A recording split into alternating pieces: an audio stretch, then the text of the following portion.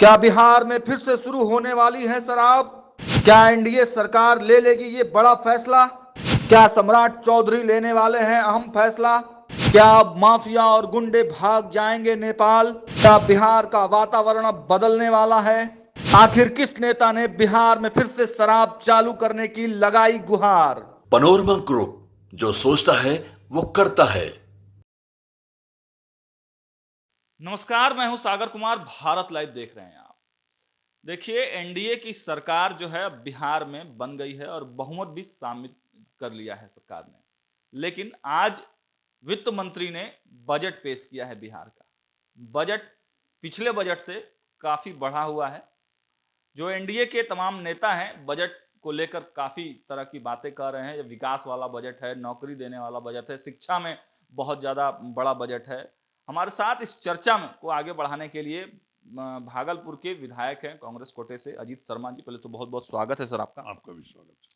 Sir, budget को लेकर आपकी पहली प्रतिक्रिया क्या है जो एनडीए सरकार ने बजट पेश किया है बिहार में? इस बार मैं सदन में देख रहा था कि काफी बजट के बारे में जी, लोग चर्चा कर रहे थे, और ये खास करके जो उप मुख्यमंत्री भारतीय जनता पार्टी के दोनों की इस बार बजट देखिए कितना अधिक हो गया। जी, 2,78,000 करोड़ हो गए। जी, अब विकास होगा बिहार का। जी, लेकिन आपको बता दें, पिछले वर्ष भी 2,66,000 करोड़ का बजट था।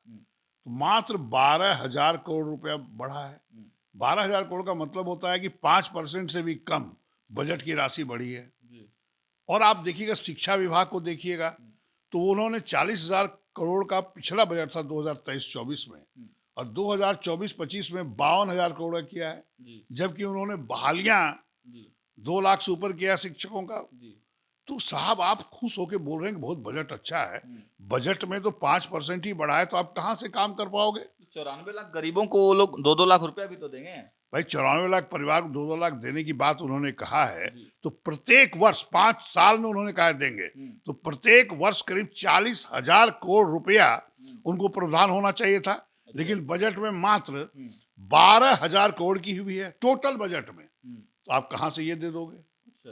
कहाँ से आप दोगे? ये जो वादा किया जा रहा है हवा हवाई है। बिल्कुल। अरे आपको आप भाग दे लो ना 94 लाख परिवार को। हाँ। 5 वर्षों में आप दोगे 2-2 लाख रुपए।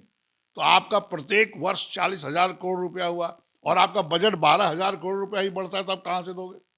एक तो ये हो गया। जी। दूसरा, शिक्षक की बहाली आपने किया। जी। बड़ा जोर से नीतीश कुमार जी आदरणीय मुख्यमंत्री और उप मुख्यमंत्री बोल रहे थे कि मैंने 2 लाख इतने 78,000 को मैंने शिक्षक बहाली की, जो कि महागठबंधन में हुआ था।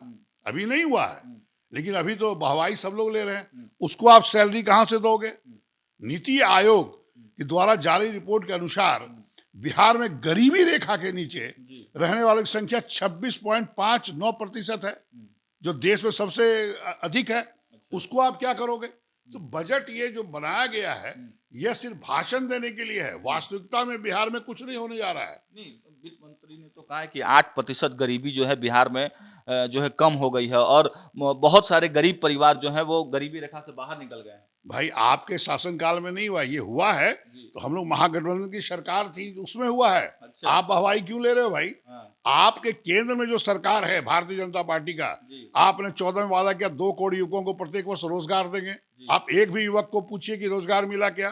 15-15 लाख देने की बात कर रहे थे, क्या एक भी रुपया मिला क्या? देखिए, भारतीय जनता पार्टी से बोलने विश्वास रखती है। और आपको बता दें, आज जो विधानसभा में देखने को सीन कल से मिल रहा है, भारतीय जनता पार्टी दूसरे पार्टी को तोड़ने का काम कर रही है, विधायक को खरीदने का काम कर रही है। आज देखिए 3 राजद के विधायक आप बैठे थे उधर, आप देखे होंगे, उनके जदयू के विधायक को पकड़ पकड़ के लाया गया, उनके परिवार को जेल के सलाखों के पीछे भेजने का काम कर रहा है।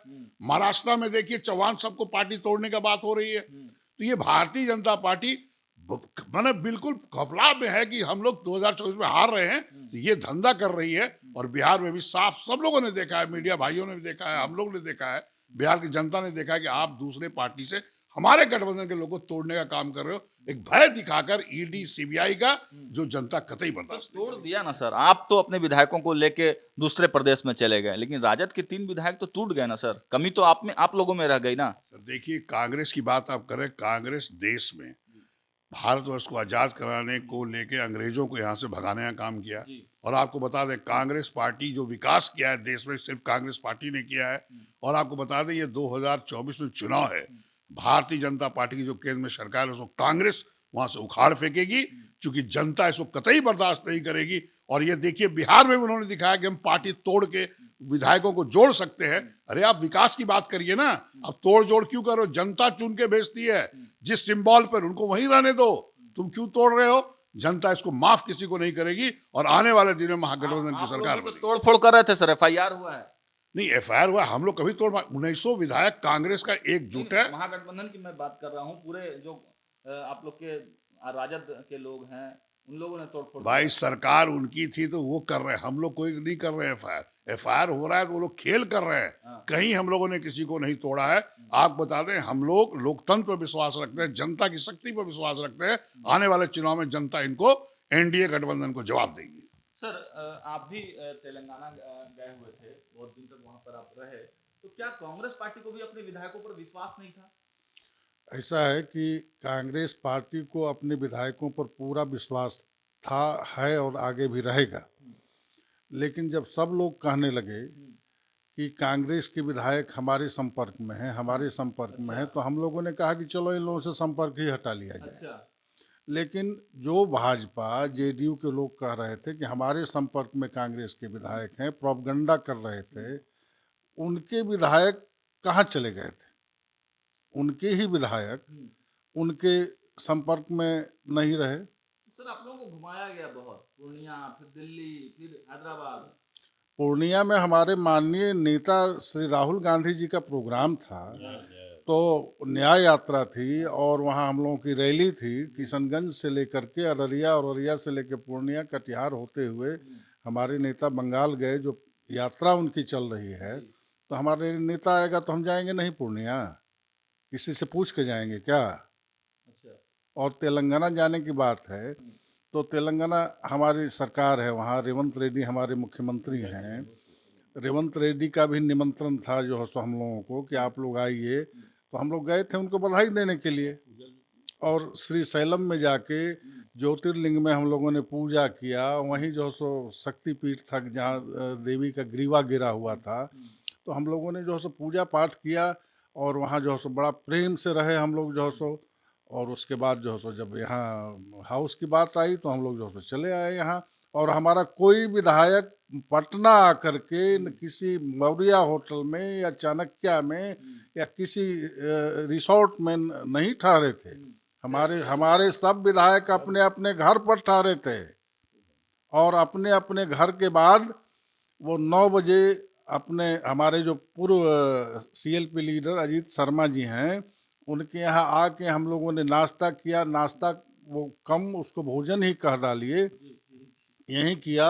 और इनके यहाँ से 1900 विधायक एक साथ प्रदेश अध्यक्ष के नेतृत्व में हम लोग विधानसभा गए।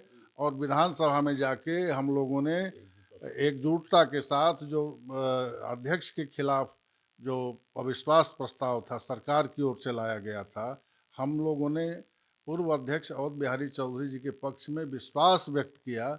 और अविश्वास इसलिए उनका पास हो गया, उन लोगों की तो सांसें फूल रही थी, क्योंकि 122 का आंकड़ा माने तय नहीं हो रहा था उन लोगों का। तो वो लोग जो है सो किसी तरह फुसला के बहला के या अजीत शर्मा जी का नाम आपने लिया है। अजीत शर्मा जी का नाम देखिए विधानसभा में सम्राट चौधरी ने भी लिया। उन्होंने कहा कि पहले सीएलपी आप थे, आप बोलते थे, आज शकील साहब हैं। नहीं, उन्होंने ये कहा कि जब अजीत शर्मा सीएलपी थे तो और भी विधायकों को बोलने का मौका मिलता था। वो कमेंट किया उन्होंने, वो तो मजाक करते हैं, उस पर हम लोग को वैल्यू नहीं देना चाहिए। वो तो कांग्रेस को भी चाहते हैं अट्रैक्ट करना कि ऐसा बोल के वो अट्रैक्ट हो। लेकिन कांग्रेस पार्टी की अपनी विचारधारा है। मैंने कहा ना, कांग्रेस पार्टी भारतवर्ष को आजाद कराने से लेकर जो विकास हुआ है किया है। भारतीय जनता पार्टी 14 से सत्ता में है, कोई विकास नहीं किया, कोई युवकों को रोजगार नहीं चर्चाएं तो दिया। आपके बारे में भी थी, लोकसभा का सीट चाहते थे आप। नहीं, लोकसभा की सीट पार्टी अगर हमारी कांग्रेस चाहेगी तो मैं चुनाव लड़ूंगा। दूसरे पार्टी में जाके चुनाव लड़ने का कोई मतलब ही नहीं है। हमारा संस्कार ही नहीं है वो। हम तो उस कांग्रेस के विचारधारा से जुड़े हुए हैं, उसी से जुड़े रहेंगे। लोकसभा चुनाव लड़ना चाहते हैं बाबा। अगर पार्टी आला कमान तय करेगा लड़ने के लिए, बिल्कुल लड़ेंगे। और जनता चाहती है मैं लड़ूं, और अगर लड़ेंगे तो जनता हमको वोट देगी, बीजेपी हारेगी वहां से। शराबबंदी लागू है बिहार में, लेकिन कांग्रेस के विधायक कह रहे हैं कि शराबबंदी नहीं लागू है और बिहार में राजस्व का घोटाला हो रहा है, राजस्व का घाटा हो रहा है। ऐसे में क्या शराबबंदी चालू कर देनी चाहिए? अजीत शर्मा जी कहते हैं कि चालू कर देना चाहिए। आखिर क्यों सर? बिहार में देखिए, ऐसा शराबबंदी है, लागू है, युवा जो है शराब से परेशान होते हैं, युवाओं का भविष्य खराब होता है, आप कह रहे हैं शराबबंदी। मैं आपको बता रहा हूं कि आपने बड़ी जोरों से कहा कि शराबबंदी है बिहार में, मैं चालू कराना चाहता हूँ। क्या आदरणीय नीतीश कुमार नहीं जानते कि उनके सब पदाधिकारी शराब माफियाओं से मिलकर शराब बिकवा रहे हैं? अच्छा, क्या एक एक जगह शराब नहीं मिल रहा है? क्या मीडिया बंधु नहीं जानते हैं? सच्चाई है, एक शराब सब जगह मिल रहा है और लाखों युवक और युवतियां, लड़के लड़कियां पढ़ाई छोड़ के, परिवार छोड़ के शराब की होम डिलीवरी करते हैं। ये सारा खबर है, सूचना हम ही को नहीं है और इसमें सारी मिलीभगत पदाधिकारियों का है और माननीय नीतीश कुमार जी मुख्यमंत्री पदाधिकारी कार्रवाई नहीं करते हैं। आज भारतीय जनता पार्टी कहती है सम्राट चौधरी माफिया सब नेपाल चले जाएंगे। अरे आप माफिया को क्या पकड़ोगे? पहले शराब माफिया को आप सब मिली हुई है सरकार से, सब पदाधिकारी मिले हुए हैं, पहले उसको रोकिए और बच्चों का भविष्य के लिए अगर आप नहीं रोक सकते हैं तो शराब खोल दीजिए ताकि उससे आपको 40,000 करोड़ रुपया राजस्व भी आएगा और जहरीली शराब भी नहीं बिकेगा, मौतें नहीं होगी, युवक होम डिलीवरी नहीं करेंगे, शिक्षा में लगेंगे। इसलिए शराब खोलने से भविष्य बिहार का अच्छा रहेगा, युवक पढ़ेंगे, लिखेंगे और काम करेंगे। देखिए, बहुत बड़ी बात अजीत शर्मा ने कह दिया है कि शराबबंदी जिस प्रकार से बिहार में फेल्योर हो गया है, शराबबंदी पर लाख प्रयास किए, लाख कानून बनाए गए, लेकिन अभी भी होम डिलीवरी हो रही है, युवाओं के भविष्य का साथ खिलवाड़ हो रहा है। ऐसे में बिहार का जो घाटा हो रहा है, राजस्व का घाटा हो रहा है, जिससे बिहार का विकास नहीं हो पा रहा है, ऐसे में अगर शराबबंदी जो है हटा दी जाती है, शराब लागू कर दी जाती है, तो भी कुछ बड़ा नहीं होगा। शराबबंदी जो है वो ठीक है, लेकिन अभी के जो वर्तमान जो कानून पास है और जिस प्रकार से नीतीश कुमार की प्रशासन फेल्योर साबित हो रही है, बच्चों की मौत हो जा रही है, देख पा रहे हैं कि जहरीली शराब से कई जिलों में कितने लोग मर गए हैं।